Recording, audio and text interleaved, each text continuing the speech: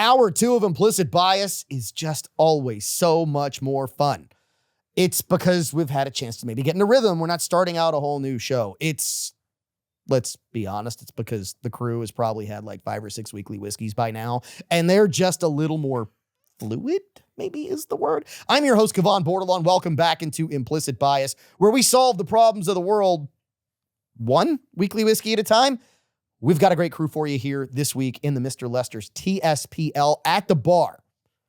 In front of Father Joe Campion, what is available at Mr. Lester's, their whiskey showcase special is sitting on the bar. It is the Forbidden Series out of Bardstown and Blue Note Manor. $15 a pour, $30 for the flight of 3. Let's just say that's a deal. It's well worth it. It is more than well worth it. What's the saying from, what is it, Total Recall? I'd buy that for $30. Yeah. It's that good. It is just that good. You also heard the voice of Renee Girard, Louisiana's only certified master tobacconist. So Renee, I'm going to put you on the spot because we're kind of in that transition, and we're not like transitioning. It's that transition from January to February. There's 2 genders. That's it. Well, by executive order. Yes. Yeah. But there's also a bridge between January and February, and our January cigar of the month, which was the Amazon Basin. Right. I'm going to put you on the spot. Do you have a cigar of the month for February? No, because we're not quite in February when yet. This episode airs, it's going to be like February 1st. Yeah, so which is technically in February. Yeah, but we haven't gotten those cigars in yet. Oh, so you only do it with cigars that you have in. Oh, well, yeah, because I'm not going to talk about something I don't have, because then people are going to come and, where's that cigar? We don't have it yet. Well, you're out of Amazon Basins already? I mean, there's nothing else. No, we still have some. We still have a couple of boxes left. I mean, and it's a one and done thing, so it won't see it again till next year, but you can still come get it till I run out. Okay, till you run out. That is Renee Girard, Louisiana's only certified master tobacconist. We affectionately call him the certified wizard of tobacco. And yes, he does walk around with a wand and thinks that he's got power. Anyway. And I have the hat, too. And you have the hat, too. At the bar, Father Joe Campion, we already told you about him. The samples that are sitting in front of him from Mr. Lester Steakhouse. And to Father Joe's right is Father Taj Glaude. They are both veterans here of Implicit Bias. We're thrilled to have y'all back in the show. Y'all think the new digs in hour 2 are going to be a little more fun? Okay, so Father, for a lot of our audience, this is also an audible medium. Like just the thumbs up doesn't help. The video side, they can see it. Well, I certainly give this 2 thumbs up. If I had 2 more thumbs, I'd put them up 2. So we'd have 4. Yeah, math is hard. If I had 2 more thumbs, you wouldn't have pinkies? I'm trying to figure out what's going on here, right? Here's the reason I haven't used math in over 20 years. Oh, yikes. Okay, so first of all, have you guys had a chance to sample Father's, the whiskeys over there, or you're going to get into them now? I see how this goes. Okay, so additional... Taj, you got a Bluestone, right? Right. Okay, so How the is it? Bluestone... Oh, Father Taj, you have the Bluestone. What do you think of it? He'll drink anything. Well, not just anything, but this one actually has a stronger aroma. It's a little more flavorful. I would agree. Very flavorful. It's not as smoky as the Elijah Craig, but it's just as smooth. So here's the really interesting part. That Bluestone Manor is 80 proof. That Elijah Craig, we know 121.2. Exactly. Which is a really interesting drink because the Bluestone Manor really, it is flavorful. It is robust. I actually like it a lot. So what's the age on that robust. Bluestone? I don't even know if there's an age statement. I believe, Renee. Let me look in the book. I believe it's a blend. Ah, okay. So, yeah, Renee's going to go back in the Implicit Bias Whiskey Tasting Journal, take a look at it, see what it is. What I'm going to say is this Elijah Craig, as it's opened up, as I'm on my second pour, really sits well. 5 years. 5 years. Okay, so 5 years on the Bluestone Manor, which a 5 year sit is smooth. And a 10-year sit at 121 is smooth. So No. A 5-year sit is smooth. A 10-year sit at 121 is smooth. Smooth. It's smooth, okay. right? I would give you that. Am I right, Father? Anything more than that is smooth. Yeah, I'm just waiting on you to say, eat more chicken. Anyway. down here we say eat more possum. Yeah. Okay, so let's talk about something that is actually right now sitting on about 11 years. You know, it was highly disconcerting to a lot of people. And we actually have confirmation from Speaker Mike Johnson that there's going to be people looking into this. That as Joe Biden was walking out the door, the pardons were flying everywhere. I don't mean like everywhere. I mean like ERRY, right? Everywhere. You got a pardon. I'm surprised I didn't get a pardon because Lord knows I'm sure I've done something, but everybody got a pardon. I mean, it was like a stimulus check. It seemed like he was just signing them and handing them out. Well, but the interesting part, go ahead, Renee. Well, the thing is, I don't think Joe knew what he was signing. They were just putting things in front of him and he just signed. But okay. They supposedly it was like 2,000 pardons before the 20 minutes before the change of command. It's over 8,700 total pardons. Walker, I think, just lost his lunch over there. He's upset. He just dropped it. Yeah. He just. But here's the one that I really want to talk about. The one that may have created more of a problem than he already had was the one that I think people were most upset about. Hunter? No. I mean, look, the tapes are out there on Hunter. Right. If you want to see what Hunter's done, if you want to see... And he filmed it himself, so it's his own tapes. I mean... Boy, talk about self-incrimination. If you want to see everything Hunter's done, if you want to see, and I'm sorry for those of you out there who are going to hear this, if you want to see everything God gave Hunter, it's all out there. No, I don't want to. Look, you got to be proud of something. That's all I'm saying. I'll take your word for it. You got to be proud of something. That's all I'm saying. Yeah. Anyway, the big one to me was Fauci. Yeah. And here's why. Fauci is director of the NIH. Been there. Fauci was saying, I'm here to help people. Fauci. So the first of all, highest paid civil servant in all of the United States government. So first of all, Fauci was there as and I'm going to use the dreaded air quotes. I hate air quotes, but I'm going to do it here. The dreaded public servant. Yeah. What did he do that needs a pardon? And the bigger question is, why did he need said pardon? All the way back to 2014. Well, because he was funding what is the term they used? Gain of function. Gain of function. He was funding that when he was told not to, and he said we're not. He was using our tax money to fund gain of function. Go ahead, Father. And then lied about it. He funded it. He lied about it. He weaponized it. Exactly. Yeah. And that's my opinion. But go look it up. There's a reason I got that opinion. I remember that. But this is also a man who claims to be a public servant, but never had a medical practice, never saw a single patient a day in his life. There's an old saying, right? And when we talk on this show, the monologue was get uncomfortable. There are a lot of people who've been uncomfortable since Donald Trump took over as president again. And you look at it and go, maybe you need to be uncomfortable because you got awfully comfortable thinking you were the majority. And guess what? You're not. It got proven by Donald Trump winning the popular vote, right?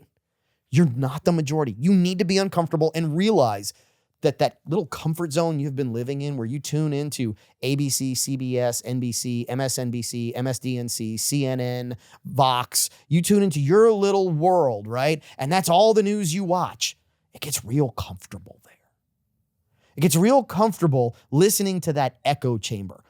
And the term for it is confirmation bias. I think, so I'm going to go listen to someone who's going to tell me and reinforce what I think, and that to me becomes my world. Maybe those people need to get uncomfortable. And maybe a big tell is that Anthony Fauci just got a pardon dating back to 2014. When was Biden president in 2014? No. Nope. Was Trump president in 2014? No. Barack Hussein Obama. Say that again. Who was president? Barack Hussein Obama. My point being, Joe Biden wasn't president. Trump wasn't president. But Biden needs to pardon Fauci that far back. Here's the other big question. And this is one where I'd love to have a criminal lawyer who could answer. You're talking about a lawyer who represents criminals, not a criminal that's a lawyer. Or a prosecutor, correct, yes. Not Saul. You don't want to call Saul. No, we're not doing Better Call Saul here. Here's the question that I have, though. Biden hands out a pardon dating back to 2014. What does that inherently mean? Anyone? First of all, fundamentally, I think pardons can only come from Jesus. I'm being a priest now. Agreed, and I'll take that. I don't understand pardons at all this side of heaven. Well, pardons under man's law, not God's law. Right. So even that, I don't understand for the life of me what a preemptive pardon is. Pardons come once you have been found guilty, and justice. So a pardon is to eliminate what justice demands. Correct. He hasn't been tried yet, and so has he been accused? No. Okay, so what does that mean? Exactly. But so what does that mean about Joe Biden? That means what? He knows there's a culpability here. Ring the bell. No, ring the bell. That means he's aware of a crime. That's right. That means he is aware of a crime. Same with Liz Cheney, but he's aware of a crime fundamentally unfair that has been committed, that has not been prosecuted yet, hadn't been accused. Hasn't been accused, which in fact, in my thought process, attorneys, please fact check us out here, would make you an accomplice by issuing a preemptive pardon on a crime that only you know about. You, therefore, are a co-conspirator, I believe would be the term. Well, and you know what's interesting is that, in fact, I saw the interview with Trump with Hannity, and Trump made that comment. Biden didn't pardon himself. He pardoned everybody but himself. And Nancy. Oh, yeah, he didn't. Love you, Nancy. He didn't. No, he didn't. Oh, man. But he did give her the Presidential Medal of Freedom. Which means what? That and 50 cents get you a half a cup of coffee. I was about to say, and I'm supposed to be impressed? Yeah. Look at the people. I sure wasn't. Look at the list of people that he gave the Presidential Medal of Freedom to. Soros. George Soros. Soros can buy his own. If that's the company that I am keeping, and I get the Presidential Medal of Freedom, I'm turning it down. Yep. Oh yeah, I'm giving it back. Who else are you giving it to? Because if you're giving it to them, I don't want to be associated with those people. I appreciate you wanting to do it. Thank you, but no thank you, because you are who you hang out with, and I don't want to hang out with them. Well, but I have to say, it cheapens the medal. It absolutely does. Father? I'm sorry, I didn't mean to cut you off. No. This goes to how stupid the left thinks we are. Oh, they think we're stupid. Oh, yeah. Oh we are. I know. You were about to say we are. Sorry. No, it's okay. But this goes to show how stupid they think we are, because issuing all of these preemptive pardons for people who have never even been accused of a crime, much less convicted, knows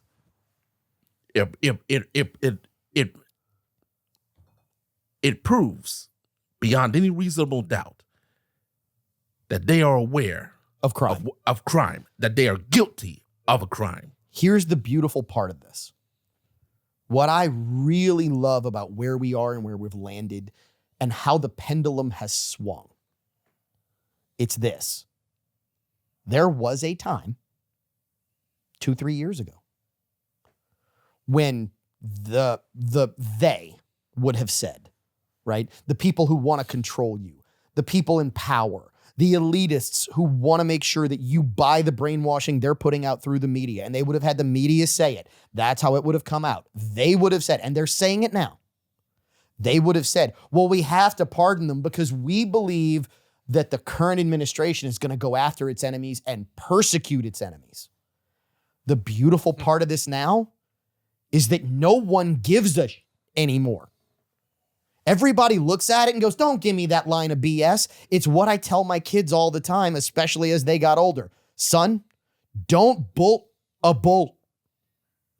I know what you're doing. I know how you're doing it. I know your playbook, and I don't care. And it is beautiful to finally see the rest of the country wake up and go, are you trying to tell that lie again?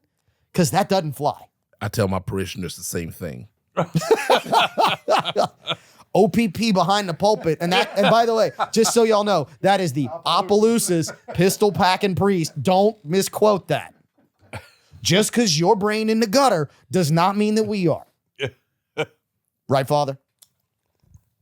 In the famous words of Shaft, you're damn right.